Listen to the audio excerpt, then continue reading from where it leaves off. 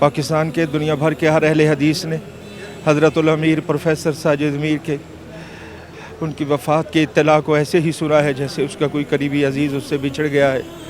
بلا شبہ حضرت الامیر ساجد میر پاکستان کے اہل حدیثوں کے امیر ہی نہیں تھے، بلکہ وہ ہر اہل حدیث کے امام تھے، وہ ہر اہل حدیث کے رہبر تھے، وہ ہر اہل حدیث کے لیے پیغام خیر کی نوید تھے، وہ اہل حدیث کے نمائندہ تھے۔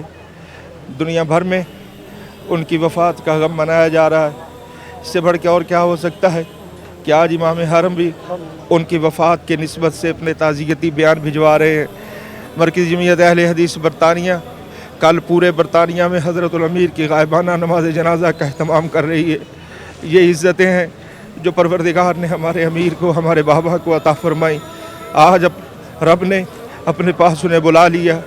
ہم صرف یہی کہتے ہیں جو ہمیں فرمایا گیا ہے کہ انا للہ و انا الیہ راجعون۔ اللہ رب العالمین ہمارے بابا حضرت الامیر ساجد میر کی مغفرت فرمائے، انہیں اعلی علیین میں مقام عطا فرمائے، صدیقین شہداء و صالحین کا انہیں ساتھ نصیب فرمائے۔ اللہ رب العالمین پوری جماعت کو صبر جمیل کی توفیق عطا فرمائے۔